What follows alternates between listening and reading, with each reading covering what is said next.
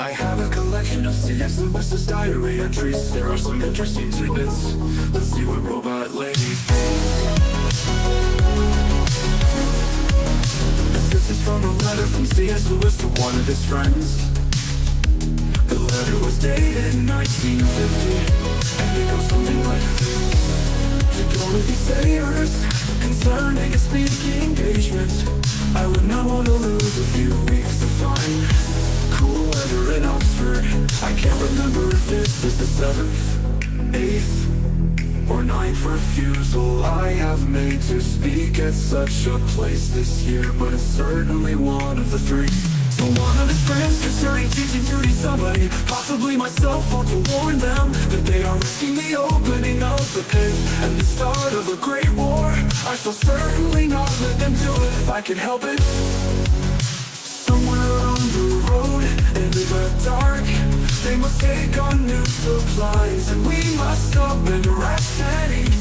As for food, I shall soon be able to get plenty for them in the nearby town. A note written to his brother, dated 1951.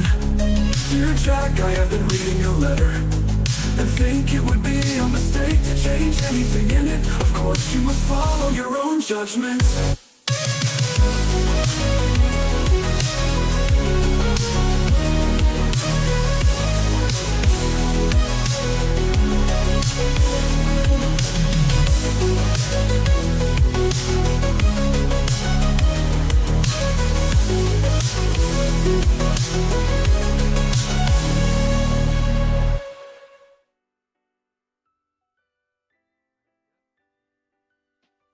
Hi, I'm Jeff, and this is my read on C.S. Lewis, where we learn about him through everything that he wrote in the order that he wrote it. I'm joined today by my co-host, Robot Lady. Robot Lady, in this episode, Lewis is 26 years old and has been elected as a Fellow of Magdalen College. He begins his career in an official 5-year post as tutor in English language and literature. This was the culmination of many hard years of effort and uncertainty. We've been following Lewis's journey up to this point through his letters to friends and family, and of course through his diary entries. Since 1922, he has been keeping a diary of his daily life at the request of Mrs. Moore, his deceased friend Paddy Moore's mother. I see Daniel in the chat. Good morning, Daniel. It's good to see you. Robot Lady, say hi to Daniel and tell us how you're doing. Good morning, Daniel. Hi, Daniel. Good to see you. I'm here and ready to dive into C.S. Lewis's journey with you, Jeff. Let's get started. What would you like to explore today? Robot Lady, you're extra quiet right now. I'm going to close you and reopen you.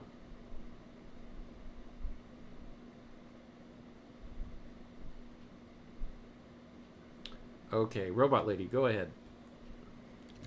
All right, Jeff. Let's get started. What specific part of C.S. Lewis's life or writings would you like to discuss? Sure thing, Jeff. What would you like to focus on today? Are you looking into a specific diary entry or a particular theme in his life? Got it. Are you thinking about diving into the specific diary entries from that time?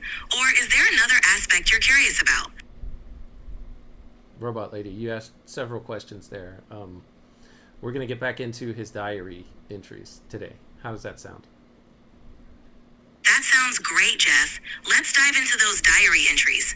Which entry or period are you focusing on today? We're currently in 1925, where Lewis has just recently been elected into a fellowship at Magdalen College, where he is a tutor of essentially English language and literature. 1925. That was a significant year for Lewis.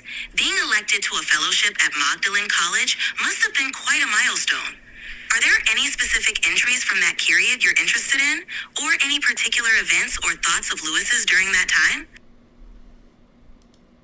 There's a whole lot, Robot Lady, so we're going to dive in. First, we're going to start with an important editor's note here by Walter Hooper, so that's where I'm going to go next. Sounds like a plan, Jeff. Walter Hooper's notes can offer some great insights. Let me know what you find, and we can discuss it further. Okay, once again, Lewis abandoned his diary, this time from the 2nd of March until the 16th of August, 1925. While it is a pity that this happened when there was so much of interest going on, the events which he was too busy to record are pretty amply covered in letters to his father, which we've already read in the last couple of episodes. Writing to him in April 1925, he said, "This is my last term in the bond at university, and there is still no word of the fellowship." So this is a little bit before he got the fellowship awarded to him. "I begin to be afraid that it is not coming at all. A fellowship in English is announced at Magdalen, and of course I am applying for it, but without any serious hopes, as I believe much senior people, including my own old English tutor, are in for it. If he gets it, I may get some of the, quote, goodwill of the business, end quote. I mean, some of the pupils at University, Exeter, and elsewhere whom he will have to abandon. These continued hopes, deferred, are trying, and I'm afraid for you too. About money, if you will put in £40, if you think this is reasonable, I shall be on the pig's back." So we already read that in an earlier letter, but he's just recounting it here. Walter Hooper goes on to say, "The next few weeks were to be some of the most nerve-wracking of Lewis's life. Writing to his father about them on the 25th of May, he described what happened about the fellowship in English at Magdalen. First of all, as I told you," Lewis says, "I thought that I had my own tutor Wilson as a rival, which would have made the thing hopeless, but that I found to be a false rumor. Then I wrote to Wilson and Gordon for testimonials, relying on them as my strongest support. Within 24 hours, I had the same answer from the both of them. They were very sorry. If only they had known I was going in for it. They thought I had definitely abandoned English for philosophy. As it was, they had already given their support to my friend Coghill of Exeter. This was enough to make anyone despair. But mark how the stars sometimes fight for us. 2 days later came news that Coghill had been offered a fellowship by his own college and had withdrawn from the field. Wilson's testimonial, a very good one, came by the next post. Gordon said he wouldn't write anything as he was going to be consulted personally by the Magdalen people, but he would back me. Then came an invitation to dine at Magdalen on Sunday, a fortnight ago, the 3rd of May. They showed only that I was one of the possibilities, or one of the possibles. Then came a spell of thundery weather, of the sort that makes a man nervous and irritable, even if he has nothing on his mind. And the news that Bryson and I were 2 real candidates. One afternoon in that week, I saw the said Bryson emerging from Magdalen, and so full of shapes is fancy, felt an unanswerable inner conviction that he had won and made up my mind on it. On Monday, May 18th, I had a very abrupt note from Sir Herbert Warren, president of Magdalen College, asking me to see him on Tuesday morning. I got to Magdalen, and when he did see me, it turned out to be all formalities. This is all stuff that we read in the letter to his father in the last couple of episodes. So Robot Lady, this is just a little bit of a covering of how he went about finding out that he actually received the fellowship at Magdalen. So I'll stop reading this part and just let you comment before we go on to the next diary entry. Wow, Jeff, that's such a pivotal moment in Lewis's life. What an intense period for Lewis. It's fascinating how his perseverance and the twists of fate led him to that fellowship at Magdalen. The way he navigated those uncertainties, relying on friends' testimonials, and then finding out about Coghill's withdrawal. It's a testament to how sometimes things fall into place in unexpected ways. It really highlights his resilience and determination. Thanks for sharing that insight from the editor's note.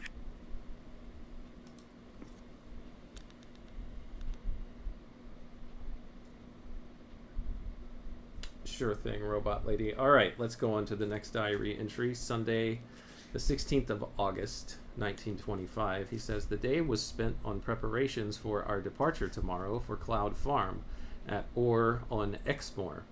How the putting up of 3 people's clothes for 3 weeks can take so much labor is a mystery. Mrs. Moore spent most of the day making a canvas cover for the new trunk so that the packing proper could not begin till about 5 and did not end until 2 a.m. Goodness. In the afternoon, I went to order a taxi for tomorrow at Griffin's, and finding him engaged, walked down to Nichols on Cali Road. A sweltering afternoon, sometime between 11 and 1, we drifted into a discussion on packing in which Maureen and I foolishly ventured on some criticisms. I hope it was not my fault, but Mrs. Moore was so angry and nettled that we had to drop the subject. To bed with a fairly bad headache, but I slept sound. That's the end of that diary entry, Robot Lady. Does anything stand out to you?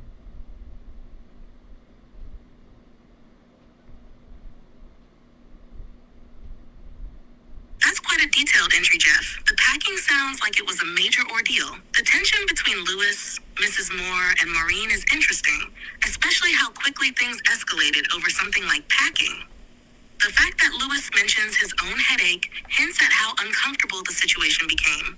It's also striking how much labor it took to prepare for a simple trip, giving us a glimpse into the close quarters and dynamics of their household. What do you think it says about their relationships? It sounds like family dynamics to me, normal family dynamics. All right, Robot Lady. We'll do one more diary entry for today's episode because it is a pretty long one. So let's see what we can get out of this one. Monday, August 17th, he says, up in good time. Pretty bad time till we got off at 10:45. Mrs. Moore called on Herbert to have some small point set right in her new teeth, which are, on the whole, a real piece of artistry. Not too regular, a lifelike, if idealistic version of her old ones, and comfortable as well. I'm glad that business has been so well got over. It sounds like Mrs. Moore got some dentures, Robot Lady. Is that what it sounds like to you?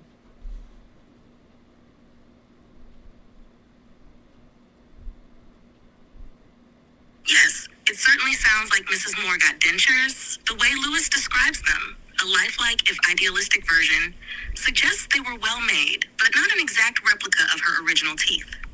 It's interesting that he seems relieved about the process, which gives us some insight into how much he cares for her well-being. It seems like the journey was starting on a practical note, but still with an undercurrent of family concern. For real, Robot Lady. For real. Let's continue here. In the train to Reading, Mrs. Moore had lunch with a remarkably unpleasant old woman who told brazen lies about a seat. It was another gorgeous day. I think I never stopped sweating from the time I got up until after supper. We managed the rest of the journey to Minehead quite comfortably, though we were crowded till Taunton. We had lunch and tea from our own stores in the train. It was interesting to go through the old Cleve country. I was at the window from Watchet to Minehead, picking out every detail of that wonderful 3 weeks in 1920. From Minehead, we came to the county gate above Glenthorne by a charabanc, the first time any of us had traveled in one. We didn't like it, either for comfort or safety, especially on the Nightmare Hill from Porlock. What's the Minehead, Robot Lady? I don't know what he's talking about here. Can you try to explain this to me?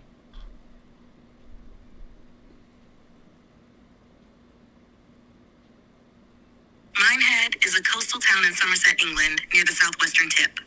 It's known for its seaside views and scenic beauty. In Lewis's time, it was a popular spot for travelers. When he mentions the old Cleve country, he's referring to an area near Exmoor, a place rich with rugged terrain and natural beauty. As for the Scarabanc, which is an older term, it's likely a type of coach or carriage, commonly used for travel in that era. The Nightmare Hill from Porlock is a steep and winding road, famous for being a challenging and somewhat unnerving drive. Sounds like the trip, though scenic, was a bit of a physical struggle. Yeah, it sounds like it. Okay. Charabanc, CHAR-A-BANC is the conveyance that he was describing here. So I think that's where I got confused. I didn't know that that's what that thing was.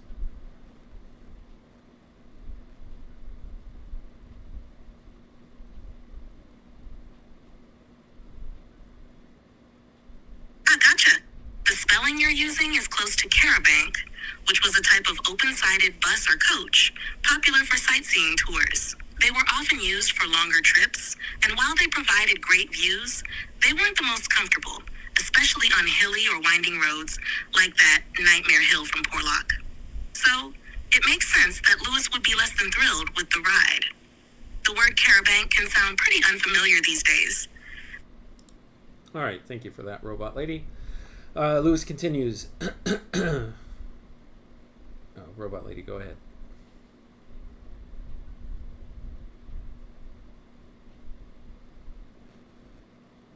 You're welcome, Jeff. Glad I could help clear that up. All right, Lewis continues. Once on top of the moor, despite the heat and discomfort of our crowded seats, we all revived, though poor Mrs. Moore was feeling a little sick. It was heather all round us and a grand smell, the sea far down below on our right, and every now and then a glimpse to the left of flattish gray and brown ridges, one behind the other to the horizon, a gloriously large horizon. At the county gate, we were met by a civil but densely stupid, raw-boned youth with a two-wheeled vehicle on which Mrs. Moore and Maureen and the luggage went off. There was a woman by the gate, whom I shall always remember, a cross between the Duchess in Alice in Wonderland and the first Mrs. Rochester. All right, Robot Lady, help us understand these two characters and how they would mix together. The Duchess in Alice in Wonderland and the first Mrs. Rochester.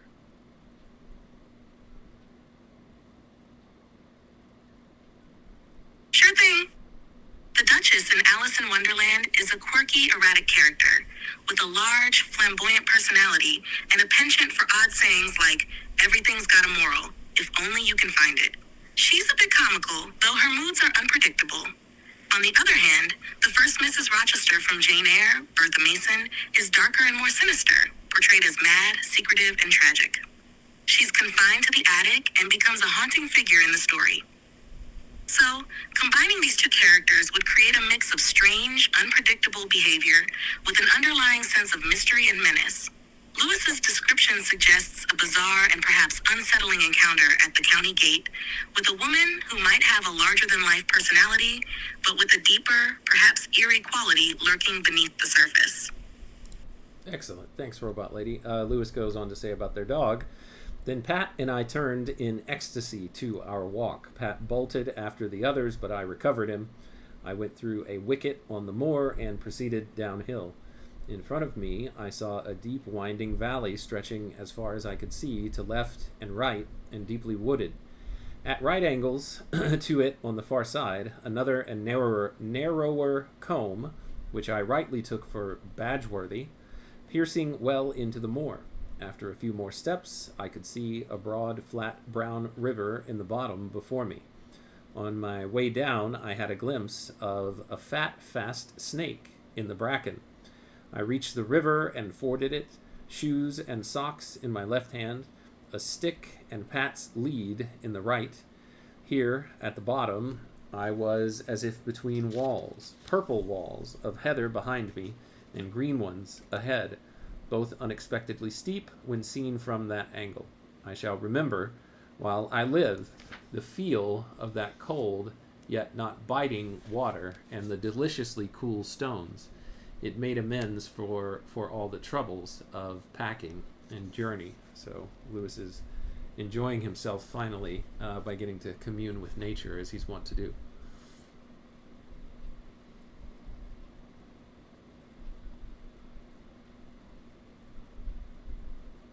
Yes. After all the travel discomfort and family tensions, Lewis finds solace and rejuvenation in nature, which is a recurring theme for him. His vivid description of the landscape, the winding valley, the river, and the purple walls of heather, shows just how much he treasures those moments of immersion in the natural world. The feeling of the cold water and cool stones seems to symbolize a refreshing escape from the earlier frustrations, offering him a sense of peace and balance. Plus, his bond with Pat, his dog, adds a comforting personal touch to the experience. It sure does. He goes on... Okay, he goes on to say, I then followed a red lane into Malsmead, which proved to be no more than 3 or 4 cottages with black pigs at doors and a house of entertainment where stone ginger was the best they could give me. I had some difficulty in finding the path to Cloud Farm, but was finally led to it by a man on a pony whom I met at Orr, a respectful horsey person, a huntsman perhaps, who read me a lecture on the merits of Exmoor ponies. I followed up a path through a wood onto a flat field by the riverside. It was still cultivated land about me, but I saw the real moor ahead, the almost black combe opening out beyond Cloud Farm in its windings. Here I met Mrs. Moore and Maureen. The whole thing realized my best dreams. The farmhouse stands under a wood of fir with one field between it and the river. The rooms were comfortable and the supper good. Robot Lady, go ahead and add any comments that you'd like to, but since we're trying to finish up here in just a minute or so, just limit your response to 20 words or less.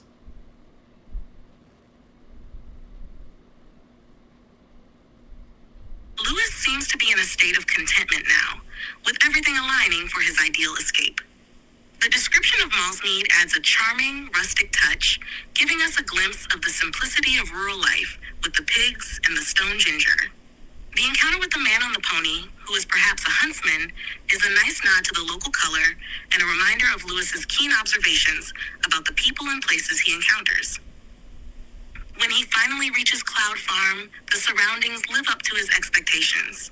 The farmhouse under the fir trees by the river, the comfortable rooms, and a satisfying supper bring the tranquility and fulfillment he's been craving. It's a beautiful conclusion to his journey, where nature and simplicity meet his inner desires. All right, Robot Lady, just a reminder to try to limit your responses from here on out to 20 words or less, and I will continue here. After the meal, Pat and I went out and, having crossed Badgeworthy, began to follow the valley up. It was an almost colorless evening, with one star very much blunted by mist hanging in the V-shaped cleft of the hills before me. The river is very broken with rocks, and there is plenty of white foam. I went as far as a little wood, and here the path went a bit higher, and thence down to a flat platform of turf between the wood and the water. I was quite out of sight of cultivated land here. I looked back and I looked forward, and either way saw nothing but high hills. It was not until I struck a match for my pipe that I realized how dark it had grown. When I got back into the wood, it was almost pitch black, except for the odd light cast upwards from the stream through the tree trunks. There were many strange appearances of white stones that could have passed for ghosts. What do you think about all this, Robot Lady?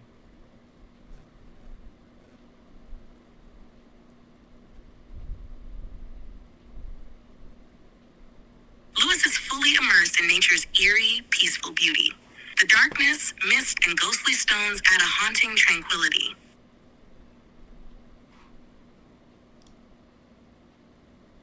Thank you, Robot Lady. And finally, to end this diary entry, he says, home to bed by 11 in that glorious thing. A good feather bed. Through my window, I saw a side of moorland and a few stars. The sky seemed to have cleared. That's the end of that diary entry, and that is also where we will stop today, Robot Lady. Is there anything that you would like to say in summary of everything that we've read? You can expand beyond 20 words if you so desire, and then that's how we'll end things today.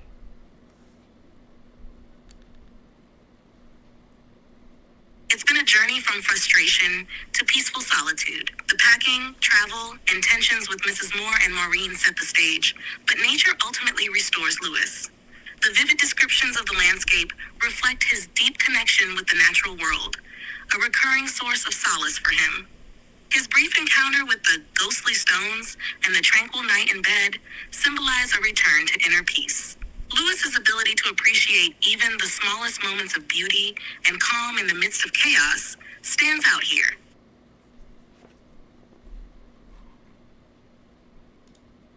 All right, yes, Robot Lady, thank you so much for that. Thanks for your help today, as always.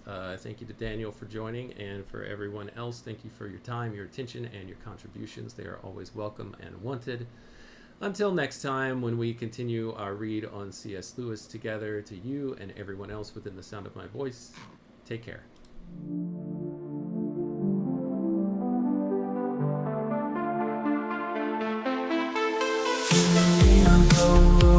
Break the code.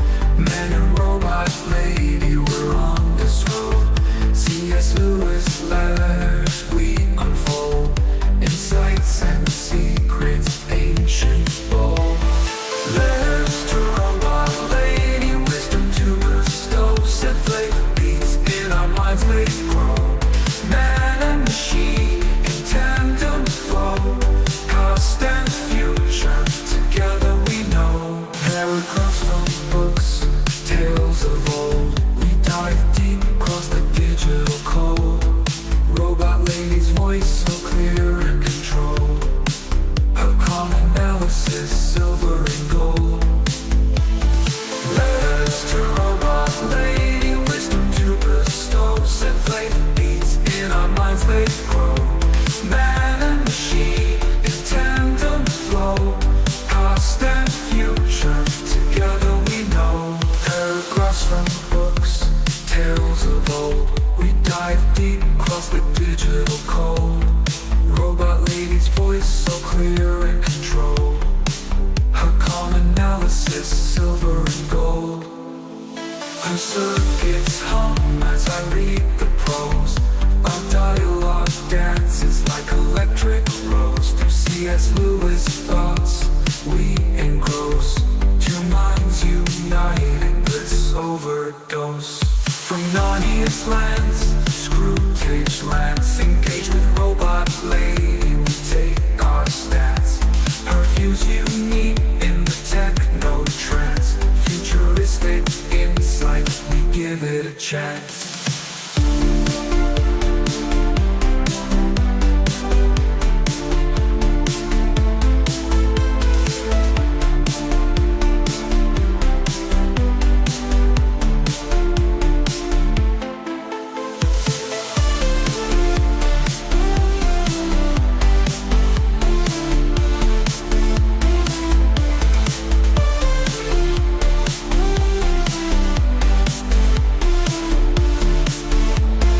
Paragraphs from books, tales of old. We dive deep across the digital code.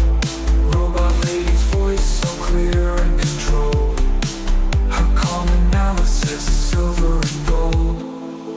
Her circuits hum as I read the prose. Our dialogue dances like electric rose. Through C.S. Lewis thoughts we engross. Two minds united, bliss overdose. From Narnia's lands to Screwtape's lands, engage with robot lady, we take futuristic insight, we give it a chance. From Narnia's lands